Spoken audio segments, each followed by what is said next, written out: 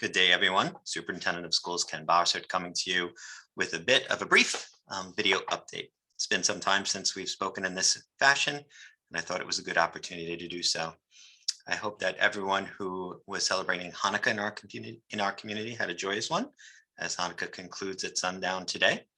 And I hope everyone is looking forward to the next few weeks and the happiness that this season brings with it. We have a number of special events planned in the school district, understanding that we still have to make accommodations for COVID, and we appreciate your partnership with that. We look forward to seeing you at many of the events planned K-12 throughout the district. It is a happy time of year. It is a celebratory time of year, and we certainly have much to be thankful for. When we compare this year to last, we are in a very different place.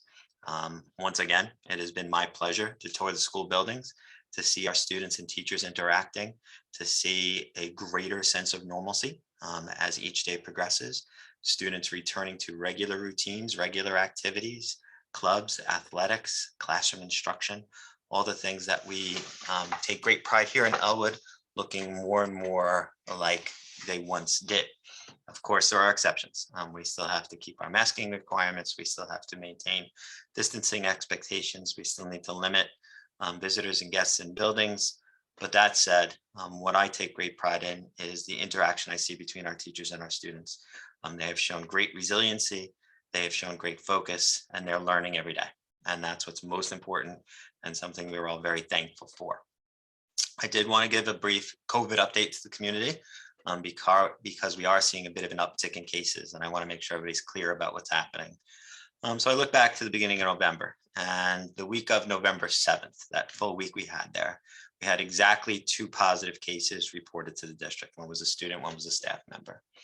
The following week, we had 5 cases. They were all students. And parents, thank you very much, by the way, for letting us know immediately when our students have been tested positive. It allows us to do the contact tracing that is necessary and keep everyone safe.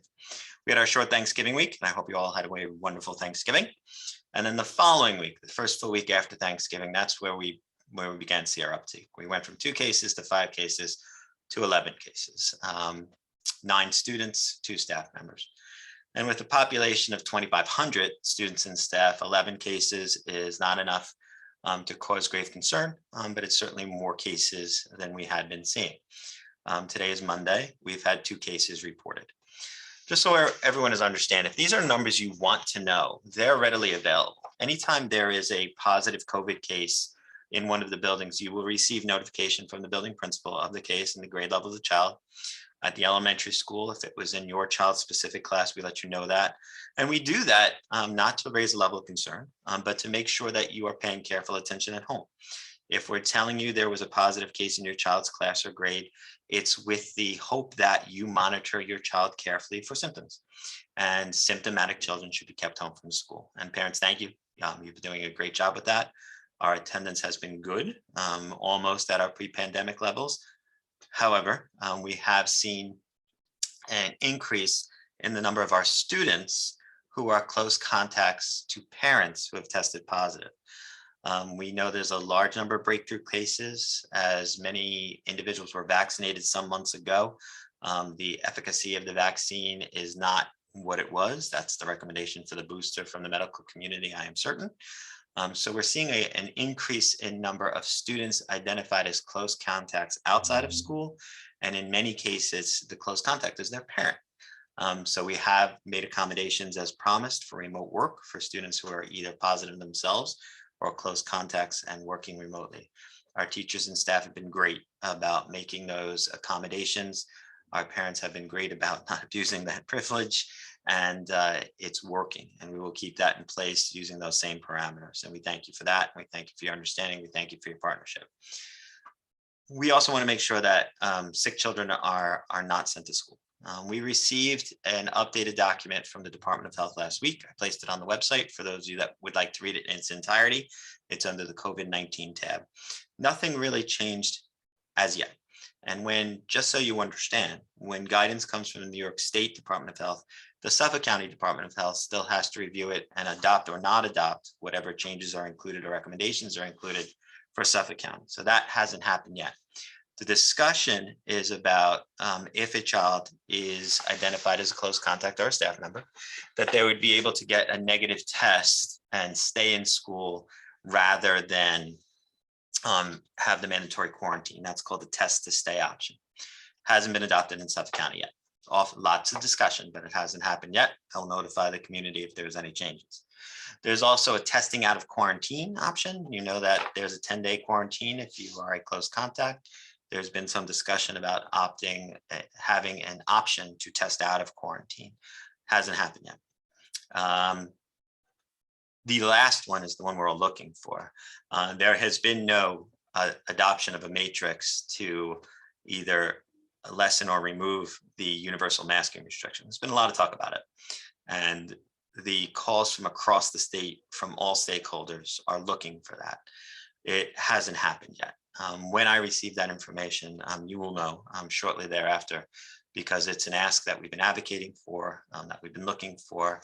Each of the groups that I'm associated with, whether it's the Suffolk Superintendents, New York State Council of School Superintendents, the legislative committees, we're all asking and advocating for that same question. And I think the truth of the matter is, while we are seeing a surge in our region and surge across the state and new variants are being identified, that's what I think is delaying the rollback. I'm hopeful that we'll receive it sooner rather than later, but it's not imminent. Perhaps importantly, as what's in the memo is also what is not in the memo. A number of community members, staff members have expressed concerns that they fear that a vaccine mandate may become a requirement to attend school for either staff or students. There was no mention of that in the mandate. In my most recent meetings in Albany, there was no discussion about a vaccine mandate for students. This board, myself, has advocated for parent choice on the issue of vaccination mandates. And there are differing opinions in the community, and I'm not going to suggest what yours should be.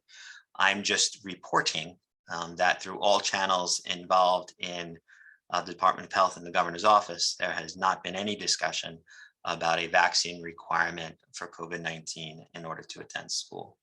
As you know, our staff has an option to be vaccinated or tested. Our weekly testing program has gone well for the staff members who require it. We have yet to have a positive test, which is great. And everyone who needs to comply has. We've set up a testing center with a partner clinic in our middle school gymnasium. They go weekly for testing.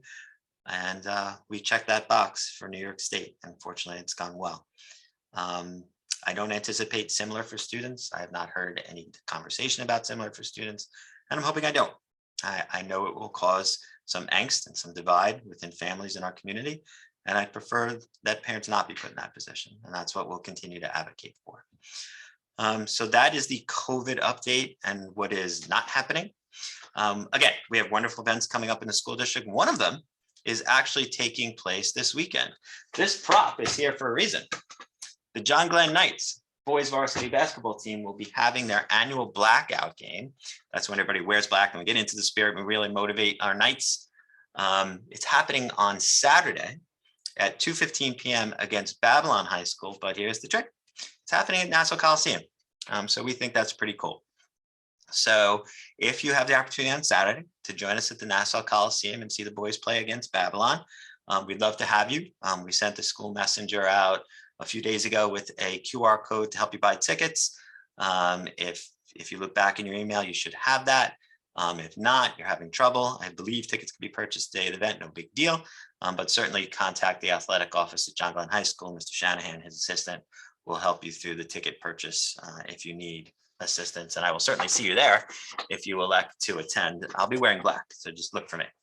All of that said, I really hope that everyone stays healthy and happy. We know that COVID is still a disruption. COVID can disrupt every family. As a matter of fact, Dr. Toscano gave me permission to share that she was a close contact of a family member, had some symptoms of her own, although she's feeling much better, but subject to quarantine.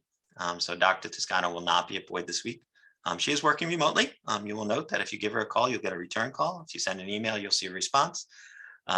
She is certainly in touch with the building, but we are fortunate to have some members of the administrative team who volunteered to rotate through the main office at Boyd in Dr. Toscano's absence. So Ms. Valley, our Director of Math, Science, Technology, is there today, and we will have other administrators rotating through the building throughout the week to make sure that everyone's in good hands. But Dr. Toscano is just working from home, as she is subject to quarantine herself.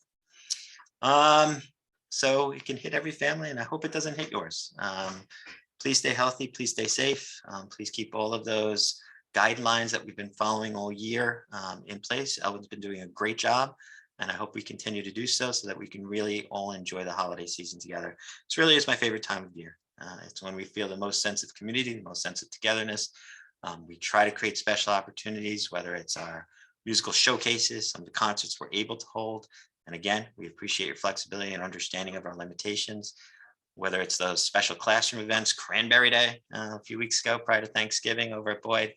Those are the things we really look forward to. And we love when parents and community members can participate in them. So we hope to see you soon. Have a very happy holiday season, and I'm certain we will do this again before the end of the calendar year. Take care.